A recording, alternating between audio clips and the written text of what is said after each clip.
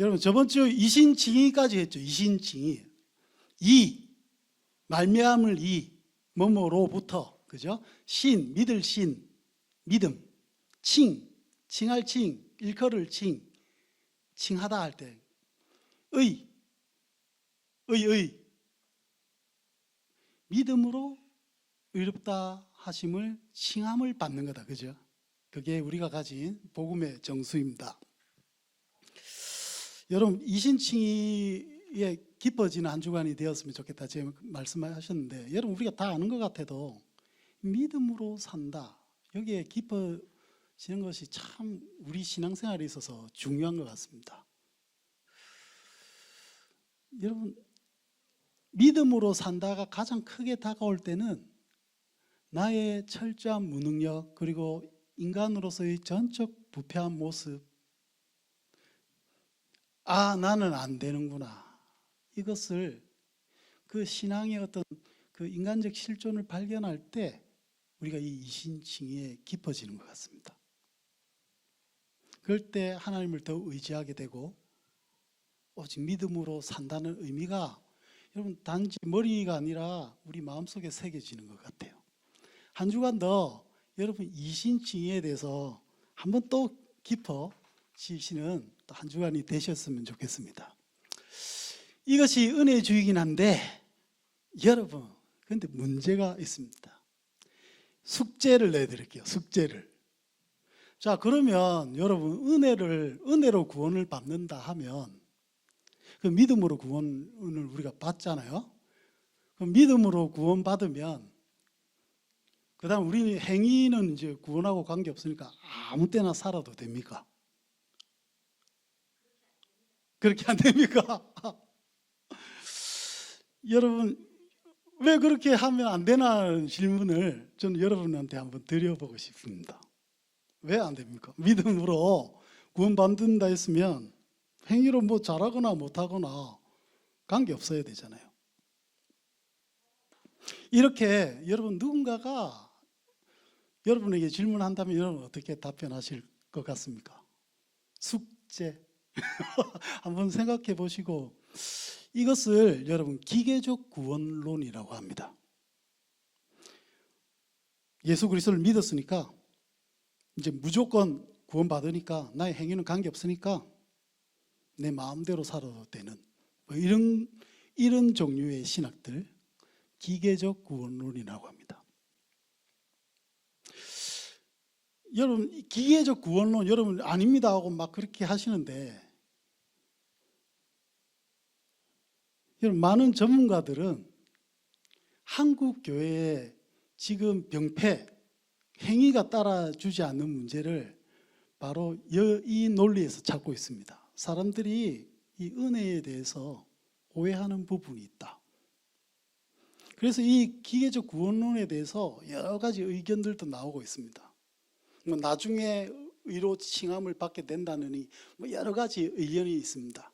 여러분 그런 것들보다 여러분은 어떻게 생각하는지 하시는지 한번 일주일 동안 고민을 조금 해보시면 좋겠습니다. 혹시 여러분 은혜로 구원받는다, 믿음으로 구원받는 논리가 여러분 면죄부 역할을 하지 않나요? 막 여러분 어쩔 때 죄를 지을 수밖에 없는 순간에 나중에 회개하면 되지, 어차피 믿음으로 구원받으니까, 뭐 이런 논리로 자신을 살짝 속이는 그런 경험을 해보신 적 없으신가요? 예, 숙제. 하여튼 이 기계적 구원론 한번 고민해 보시기 바랍니다. 하여튼 결론은 이런 기계적 구원론 때문에 다들 신앙의 로망이 이런 것 같아요. 실컷 죄짓고 살다가 딱 죽기 일보 직전에 예수님 믿으면 좋겠다 이런 거. 예?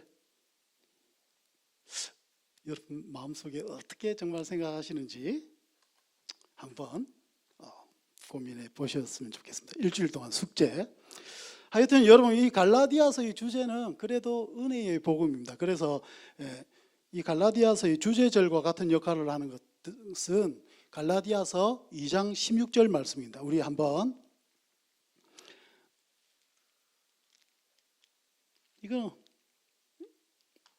예, 예, 거기 다 같이 한번 잘 안 보이네. 그래도 다 같이 한번 읽어보십시다. 시작.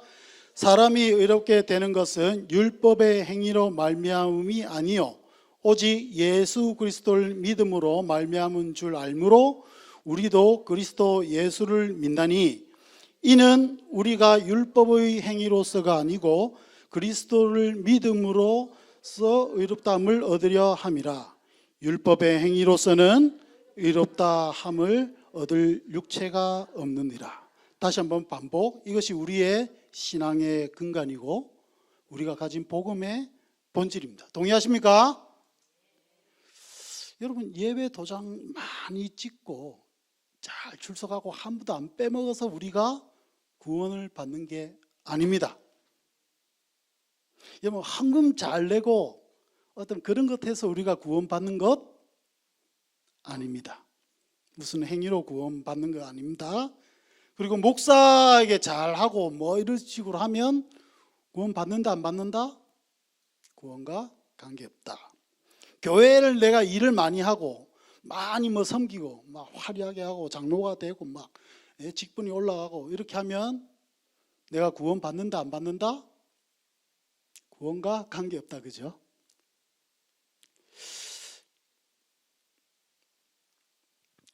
근데 참 어렵습니다, 여러분. 특히 시험 당할 때 우리가 맨 처음에 하는 변명이 뭡니까? 내가 주님을 이렇게 열심히 섬겼는데 말이야, 하나님 어째 나한테 이럴 수가 있냐고. 저도 그런 경험이 있는데 그때 내 마음속으로 이렇게 생각했습니다. 내가 이신칭의를 믿는 게 아니었구나. 뭔가 나의 공로로 어떻게 신앙생활하고 하나님한테 인정받고 막 하려는 노력 속에 내가 부질없는 나의 의를 키우고 있었구나, 이런 생각들 한 적이 있습니다. 하여튼 이신칭의에 기뻐주시기 바랍니다. 여러분, 갈라디아에서의 전체 계략, 오늘 이 시간 이게 제일 중요한 것 같습니다. 왜냐하면 전체를 한번 봐야 되니까요. 그죠? 한 절 한 절씩 들어갈 것 같은데 없습니다.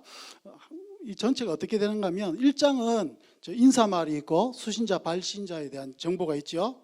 그리고 복음을 간략하게 소개하는 송영이 있고, 그 다음에 바로 바울이 욕으로 들어갑니다. 욕으로. 바로 갈라디아 교인들을 책망하고 그들에게 잘못 복음을 전한 거짓 교사들을 아예 저주해버리는 그런 얘기들을 하죠. 그리고 그 거짓 교사들의 주장에 대해서 이제 반박을 합니다. 자기가 사도된 것들, 이런 것들이 사람에 의한 것이 아니라 어떤 신적 권위로 예수님께서 하신 거다, 이런 얘기들을 하면서 11절 이후부터는 내가 어떻게 예수를 만났고 지금까지 어떻게 해서 내가 어떻게 되었다, 이것들을 쭉 설명을 하죠. 2장 초반부에도 그런 얘기들이 나오고, 이제 내가 예수 그리스도의 사도로 이렇게 살았고 예루살렘 또 다른 사도들한테 인정을 받았고, 심지어 베드로가 외식할 때 내가 책망했다. 여기서 책망했다는 말은 정죄했다는 말입니다. 그러니까 바울이 베드로가 사도일지라도 복음을 복음대로 실천 안 하고 제대로 살지 못할 때는 내가 화를 낸 적도 있다. 내가 정죄를 한 적도 있다. 이런 것들 막 얘기하면서 그리스도인들은 오직 믿음으로 구원받는다는 것에 대해서 막 역설을 하죠. 그리고 3장에는 이 믿음에 대해서 어떻게 반응을 합니까? 어떤 예를 듭니까? 야, 너희도 저 갈라디아 교인들아, 너희가 맨 처음에 내가 복음을 전할 때 너희가 어떻게 너희가 예수를 믿게 되었고 너희가 어떻게 구원을 받게 됐냐? 그거 보면 알지 않느냐? 왜 그렇게 갑자기 이렇게 넘어갈 수 있느냐? 이런 것들 막 얘기를 하죠. 그리고 아브라함 예를 들면서 복음이 율법보다 먼저 있었다. 율법은 나중에 모세 때에 나오는 거다. 그래서 복음이 주어진 것들에 대해서 얘기하고, 그러면 복음과 하나님과의 약속도 아무 관계는 없는데 율법은 그러면 하나님이 왜 주셨느냐, 그런 질문이 생기지 않습니까? 그래서 율법에 대해서 또 막, 율법이 있는 이유는 율법이 있어야 우리가 죄를 알죠. 그럼 이게 죄인지 아니지 어떻게 알겠습니까? 그런 역할들을 해서 너희를 가두는 역할을 한다. 너희로 하여금 종된 역할을 하게 한다. 그래서 이 약속이 올 때 예수 그리스도 오기 전까지 율법은 너희가 죄인됨 이런 것들을 가르쳐주는 개인 교사의 역할을 한다. 다시 말해서 무슨 말입니까? 나는 전적으로 부패한 자이고 죽을 수밖에 없는 자이고 나는 이미 사형 선고 받은 자이구나를 가르쳐주는 게 율법이란 말입니다. 그 깨달음이 있어야 복음 약속이 은혜임을 알지요. 율법이 그 역할을 한다는 것들을 얘기하죠. 그리고 4장에서는 너 이제 그 복음을 받았으니 너희가 다시 기어 들어가서 율법 밑으로 다시 기어 들어가서 너희가 종노릇 하지 마라. 그래 살지 마라. 그래 살 필요가 없다. 그 얘기를 하죠. 그래서 하갈과 사라의 예를 들면서 너희는 하갈의 자녀가 아니라 자유 있는 여자 이 사라의 너희가 자녀다. 그래서 자유하라. 너희는 이제 하나님이 우리한테 주신 믿음의 복음은 자유하기 위해서다. 더 이상 세상의 종노릇하는 것이 아니고 율법의 메인 종이 아니라 하나님 앞에서 진정한 자유로 사는 생활들, 삶을 하나님이 주시기 위해서 우리에게 이 믿음을 주신 거라는 것들을 역설을 하죠. 여러분 이게 정말 중요합니다. 이거 모르면 여러분 예수 그리스도를 만난 다음에 우리도 또한 똑같이 율법적인 생활을 하죠. 교회 예배 착실히 나오고 11조 나오고 이런 것들 어떤 규칙 이런 거 교회에서 제정한 모든 것 이런 것들 어떤 행위적인 것들 이런 것들을 우리가 신앙하고 동일시할 때가 참 많습니다. 그걸 신앙으로 동일시하니까 결국 어떻게 됩니까? 서로 지키니 안 지키니 싸우죠. 그래서 정작 하나님이 우리에게 주신 단 하나의 율법, 사랑의 율법은 지키지 못하는 지경에 이르고 맙니다. 우리의 정죄함이 어디 있습니까? 우리의 손가락질함이 어디 있습니까? 사랑에 있습니까? 그렇지 않습니다.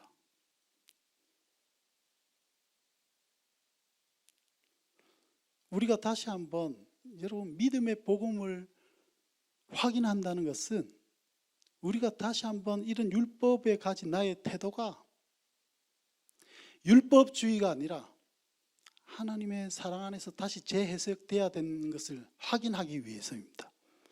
그래서 여러분 저는 오늘부터 계속 여러분 우리 교회가 사랑 안에 있는 정말 자유한 그리스도의 삶을 우리가 영위하는 교회가 되기 위해서 또 그것을 서로 확인하기 위해서 오늘 이 말씀을 준비한 겁니다. 여러분 자유하십니까? 여러분 믿음으로 여러분 구원함 받은 것들을 인정하십니까? 여러분 끊임없이 다시 한번 안다고 생각하지 마시고 고민하는 여러분들 한번 삶이 되어보기 바랍니다. 그리고 5절에 그런 종의 멍에를 매지 말고 너희가 살 때 너희가 성령을 따라 행하라. 그러면 성령으로 너희가 열매를 거두게 될 것이다. 그 성령의 열매는 너희가 육신일 때 거두는 열매와 어떻게 다른지를 5장에서 설명을 합니다. 그리고 너희가 앞으로 자유함, 정말 하나님이 주신 자유함의 삶은 성령을 따라 행하는 삶인데 성령께서 너희 마음속에 이렇게 심어질 때 자유의 열매들, 너희가 정말 자유를 만끽하면서 누릴 수 있는 많은 열매들이 나타날 것을 얘기를 하죠. 그리고 6장에는 이제 마무리 단계로 다시 한번 성도들에게 권면을 하고 여러분 너희가 성령을 살라, 성령으로 살라 얘기하고 참 끝까지 뒤끝 있게 바울이 다른 거 보면 막 이렇게 감사하기도 하고 아이고 잘 지내 이런 말도 있는데 그런 말 절대 안 하고 그냥 바로 더 이상 나를 괴롭히지 마라. 내가 예수의 흔적을 가진 자다. 더 이상 내 사도권 갖고 장난치지 마. 다른 복음, 내가 전한 복음 외에 다른 것 갖고 나를 괴롭히지 마. 그렇게 하고 여러분 사도 바울의 심정이 읽히세요. 사도 바울의 그 속상함, 그 책망할 수밖에 없는 속상함이 여러분 그걸 좀 느껴지시나요? 좀 그 속상함이 느껴지셨으면 좋겠습니다. 다른 말로 이게 거룩한 분노겠죠. 여러분 다시 기어 들어가서 종살이 하는 자들을 보면 우리가 아파하는 마음이 있어야 돼요. 제가 그리스도의 자유를 못 느끼고 사는구나. 저 사람이 아직 자기의 의에 충만해서 사는구나. 복음을 제대로 모르거나 다시 오해하고 있구나. 그런 분노함이 여러분들에게 있었으면, 바울과 같은 마음이 있었으면 좋겠습니다. 우리 그러면 이제 본격적으로 본문 우리 1절로 한번 들어가십시다. 1절. 1절 한번 띄워주세요. 1절 우리 다 같이 한번 읽어보십시다. 시작!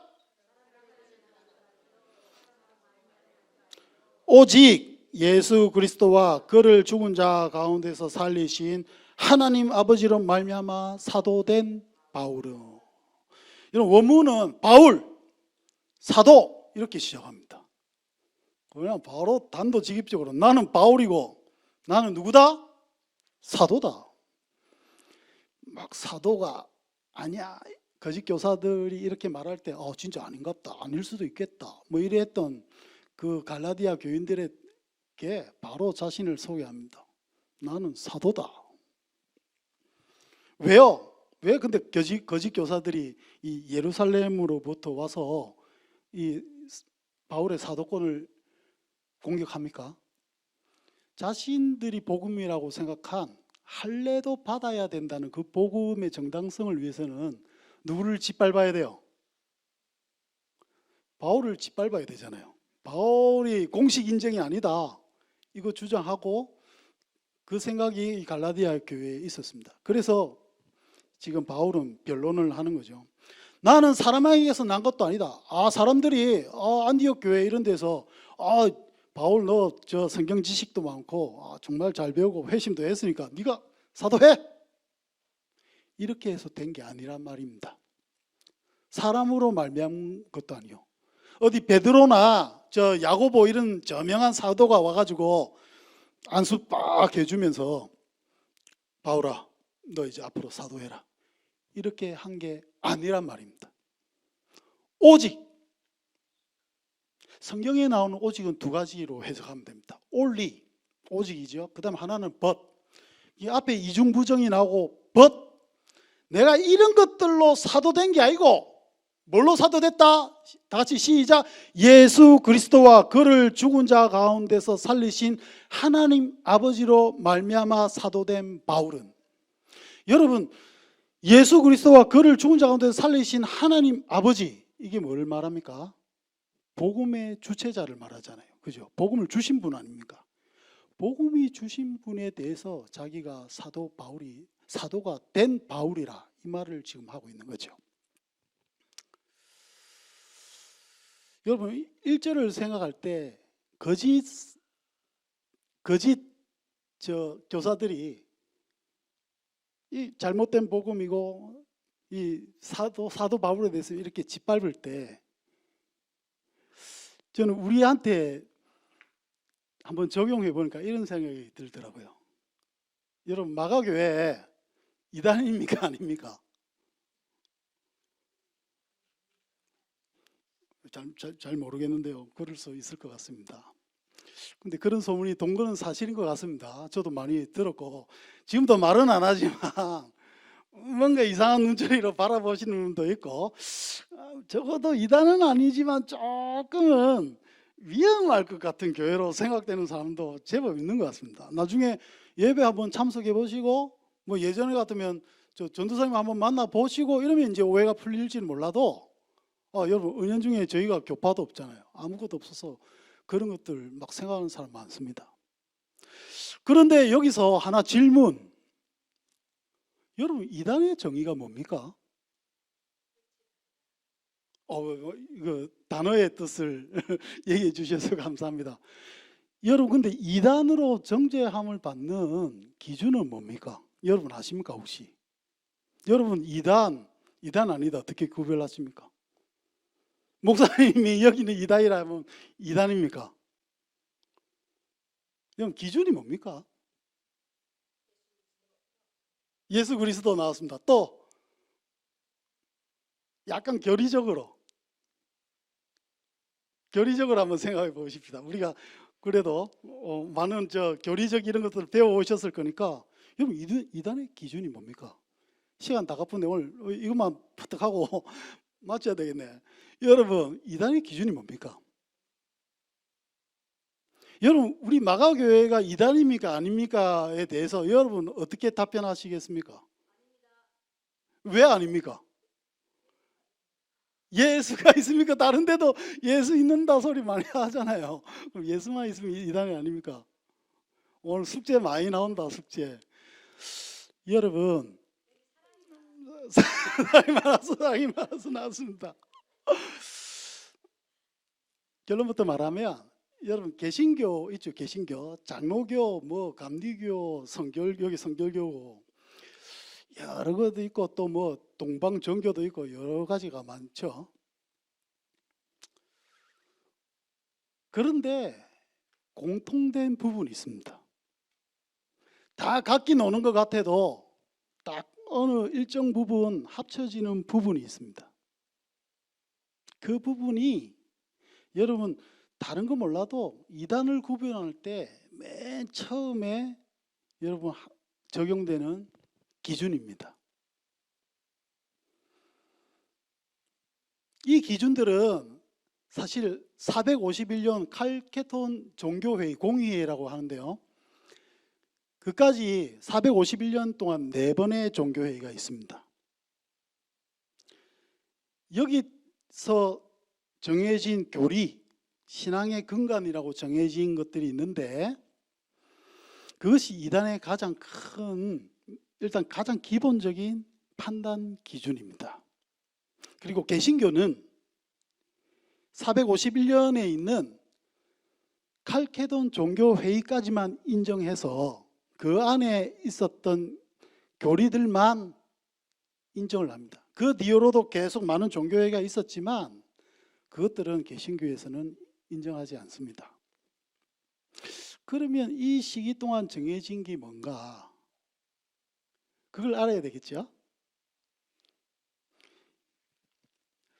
여러분, 저 많은 이단의 공격들이 1세기부터 예수 그리스도 찍고 지금 벌써 하나 이단 하나 나왔잖아요. 할례당이라는 이단이 나왔잖아요. 그죠? 이단이 끊임없이 속출합니다. 박해받는 것도 힘들어 죽겠는데 밀라노 칙령이 있는 313년까지 여러분 교회는 진짜 주구장창 힘들었습니다. 안으로 터지고 밖으로 터지고 막 하는 속에 지켜낸 진리들이 있는데 그 속에서 여러분 이제 정해진 교리가 몇 가지 있습니다. 종합적으로 결론부터 얘기 드리면 첫 번째, 성삼위일체 하나님을 믿는 것. 다시 성삼위일체 시작. 성삼위일체. 이제 이런 생각 이런 거 나오죠. 두 번째는 여러분 예수 그리스도의 신성과 인성입니다. 다른 말로 하면 예수님은 참 신이자 참 인간이시다 라는 겁니다. 다시 봅시다. 예수님은 참 신이자 시작. 예수님은 참 신이자 참 인간이다. 이 두 가지가 여러분 451년 동안 있었던 종교회의에서 정해진 가장 큰 두 가지 테마였습니다.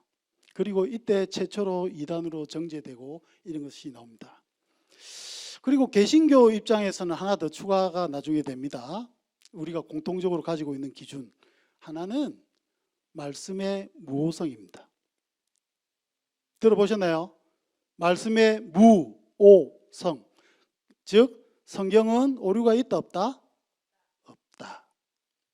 그래서 오직 말씀으로 하는 테마가 여기서 나오죠. 근데 저는 여기다 하나 더 붙이고 싶습니다. 왜냐하면 2세기 때부터 벌써 그런 이단이 출현했기 때문입니다. 하나는 성령의, 제가 이거는 개인적으로 추가하는 거는 성령의 직통 계시입니다. 요즘 또 교회가 항상 타락하고 진리가 진리대로 잘 역할 못하면 이단이 나오게 돼 있어요. 그래서 요즘 유튜브를 봐도 어디를 봐도 제일 많이 걸고 넘어지는 게 바로 이 성령의 직통 계신 것 같습니다. 성령의 직통 계시. 성령하고 직접 통화하고 계신 분 손 들어보세요. 이 세계에 몬타누스 이단이라고 있습니다. 이분은 여러분 성령하고 직통 계시라서 다른 사도들 이런 사람들 다 무시하고 나는 성령하고 직통 계시 하니까 이렇게 뭐 이렇게 사역하고 이렇게 사는 거다 이렇게 했어요. 근데 이 이단이 얼마나 그 강력했으면 여러분 교부 중에 테르툴리누스라고 있는데 이분이 삼위일체의 단어를 개발한 사람임에도 불구하고 나중에 이 몬타누스 이단에 빠질 정도로 이 이단이 강력했습니다. 그리고 그 뒤에 이제 좀 겁이 나고 이래서 이 성령의 직통 계시에 대해서 그래서 그때부터 2세기부터 지금까지 어떻게 성령 얘기만 나오면 두드러기 돋는 사람들 막 생기고 그러잖아요.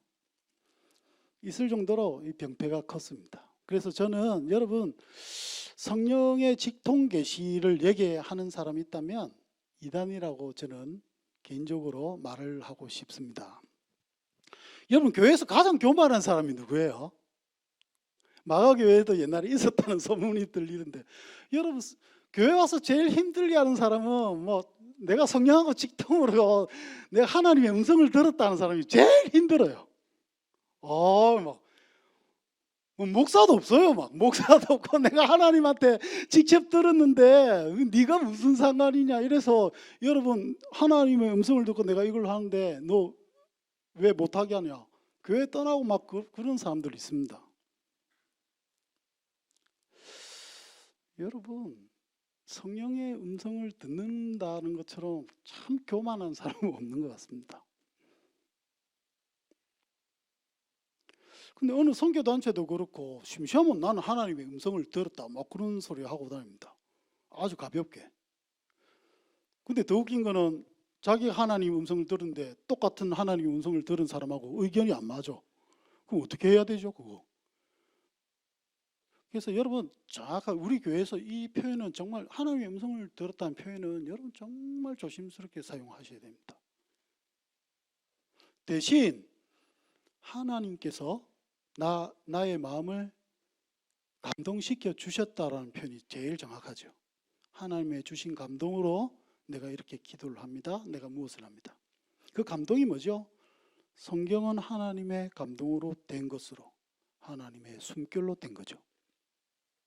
내가 하나님의 숨결을 느꼈다. 여러분 말씀을 우리가 읽을 때 성령의 조명 얘기했잖아요. 성령께서 말씀하시는 그 터치, 그 숨결이 없다면 이건 그냥 텍스트북일 뿐이죠. 하여튼 오늘 여러분 먼저 이 4개 제가 얘기했습니다. 첫 번째 성삼일체. 두 번째 예수 그리스도는 참 신이자 참 인간이다. 세 번째 말씀의 모성. 말씀은 하나님의 감동으로 된 것이다. 앞으로 이 말씀이 오류가 많다 뭐 이런 것들 과학적 진실 얘기하면서 막 예를 들면서 많이 공격 올 겁니다. 근데 여러분 말씀의 모성이 가장 중요합니다. 왜냐하면 말씀이 하나님이 쓰신 게 아니게 되면 모든 것은 사람의 의견입니다.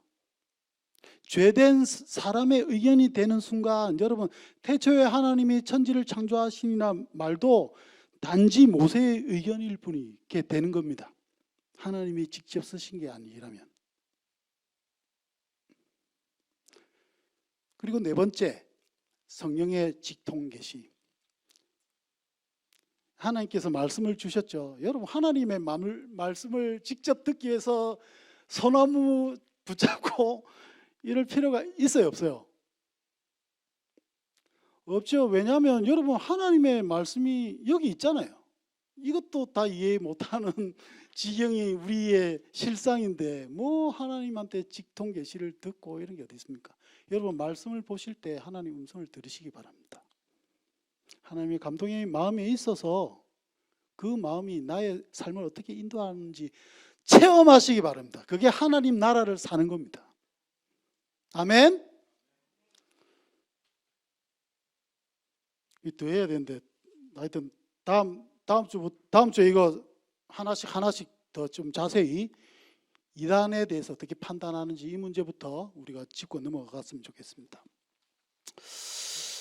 말씀을 맺으려고 하는데요. 여러분 이신칭의의 믿음. 여러분, 저는 복음을 생각할 때 정말 하나님의 은혜로 내가 구원받은 게 느껴질 때 정말 마음에 감격이 있는 것 같습니다. 여러분, 그 감격이 있습니까? 사라지신 분은 다시 한번 하나님 앞에 조용히 있는 시간을 가지셨으면 좋겠습니다.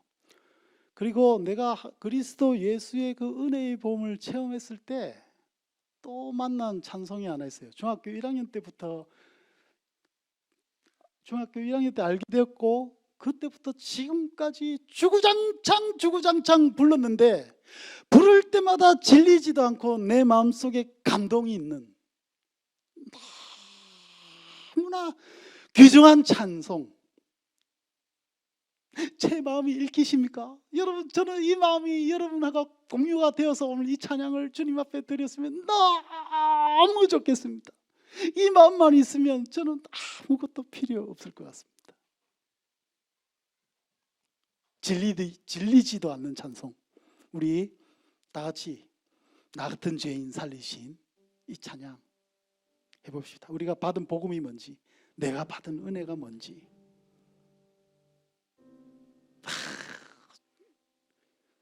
오늘 이 찬양 우리가 하나님께 드릴 때 감동이 있었으면 좋겠습니다. 나 같은 죄인 살리신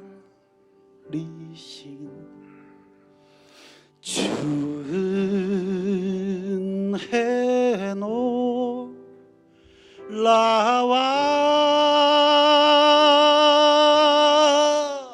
잃었던 생명 찾고 광명을 얻었네. 큰 죄악에서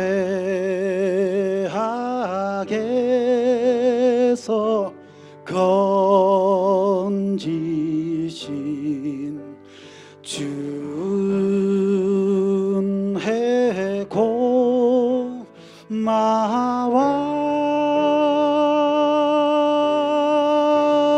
나 처음 믿은 그 시간 귀하고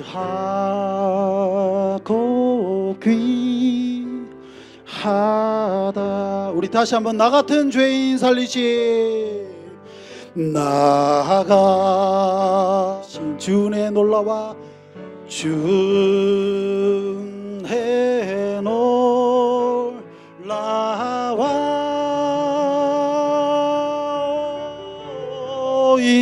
잃었던 생명 찾고 광명을 얻었네. 큰 죄악에서 건지신 큰 죄악에서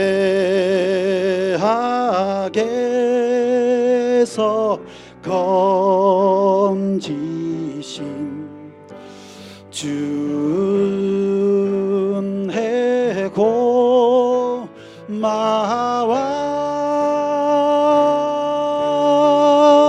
나 처음 믿은 그 시간 귀하고 귀하라. 이제껏 내가 산 것도 이제껏 내가 산 것도 주님의